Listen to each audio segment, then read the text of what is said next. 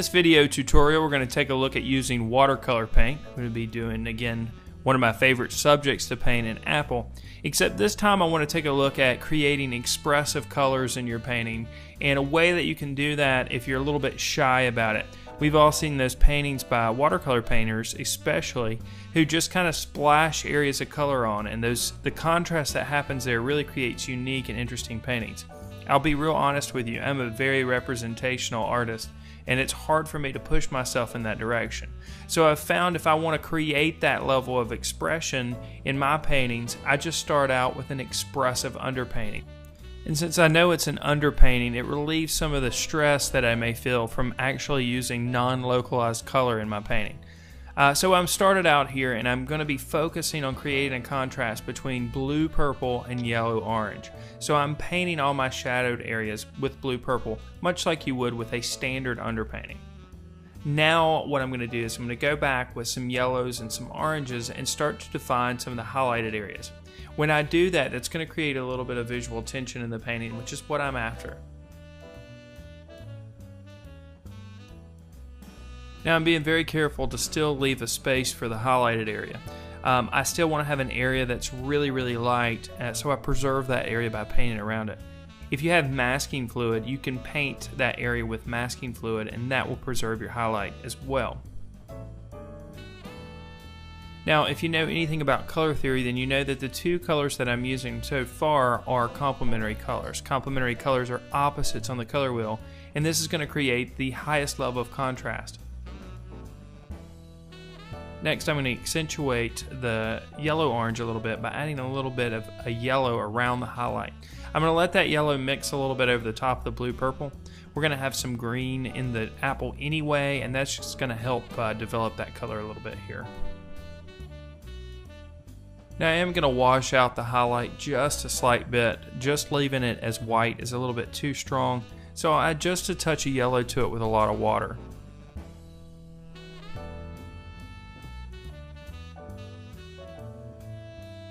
The next thing I'm going to do here is I'm going to develop the shadow on the apple just a bit further.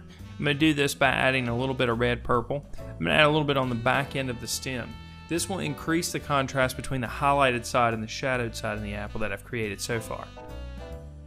You'll also notice that at this point in time we really haven't added any local color.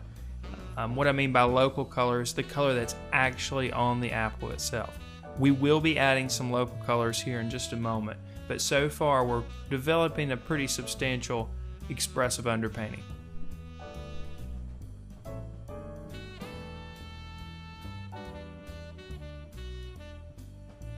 Now I need a little bit of a darker red purple here, so what I did is I mixed up a brown, and I mixed up this brown by mixing red, yellow, and blue, which are the primary colors.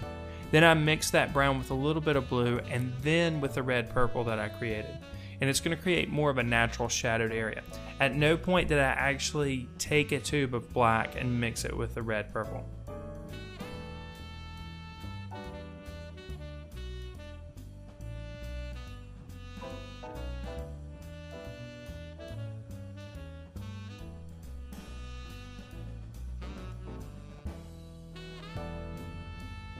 Now we're going to start to add some of the local color.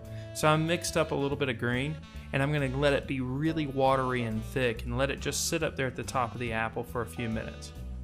I'm going to do a little bit of the same on the side of the apple.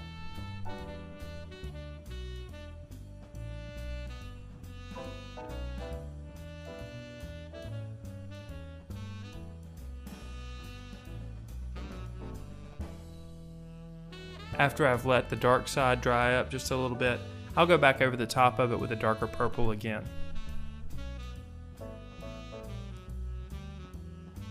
I need to make that cast shadow a little bit darker as well, so I'll do the same to it.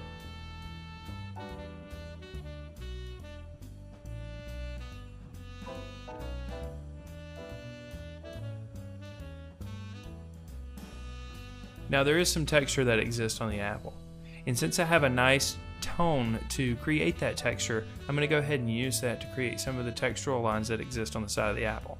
Now it's very important that when you're making these lines, you're thinking about the cross contours of the apple.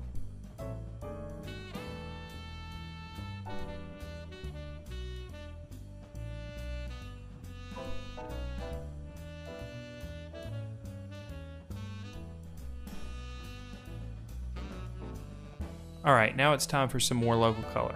And I'm going to try my best here to be bold with the marks that I put down. Since this is a red apple, I'm going to get some of the brilliant red that I have and just place areas of it around there. I am still going to leave some areas alone though, because I like some of the color that I've created in the underpainting to show through as well. You see how the red mixes with the colors that I've placed underneath really nicely. This is really what I'm after here.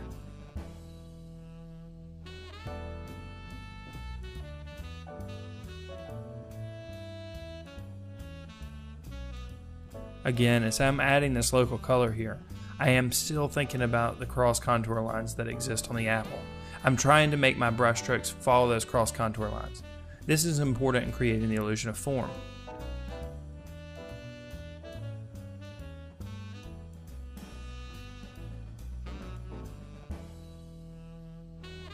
I'll accentuate the red just a bit further by adding a little bit of orange near the areas of yellow.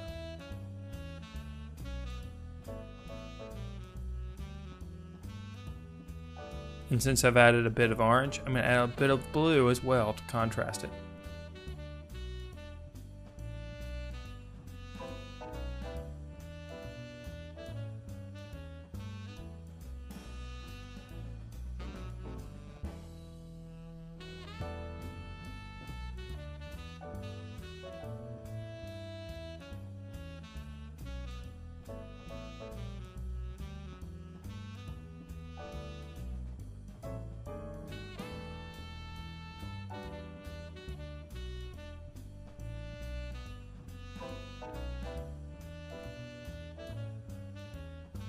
At this point, I'm focusing on texture and creating that texture a little bit further on the apple.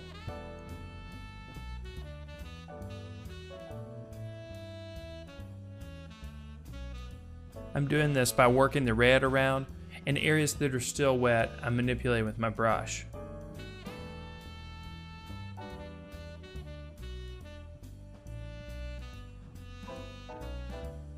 Now add a bit of blue to the shadow. This will create more contrast between the apple itself and the cast shadow on the surface.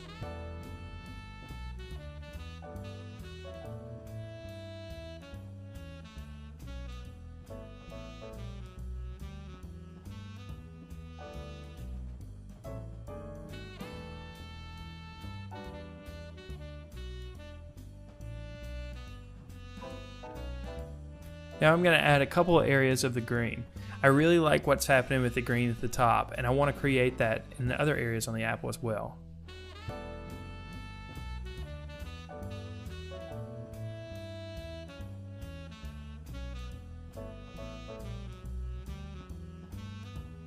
Now I'm going to take a dry brush and lift some of that color off. That'll create a similar result to the green at the top of the apple.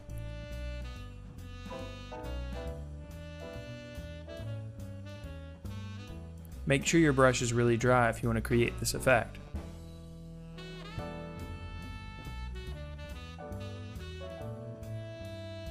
I'm going to lift some of the color off of the shadow as well. The cast shadow on the surface seems really strong, so I'm going to lift some of the color off just a bit at a time. I do this initially by taking a dry brush and working some of the wet paint around.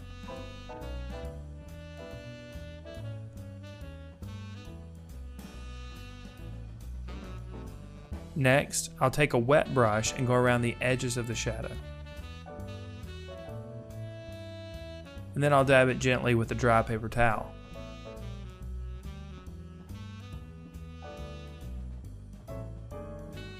This results in a more natural looking shadow.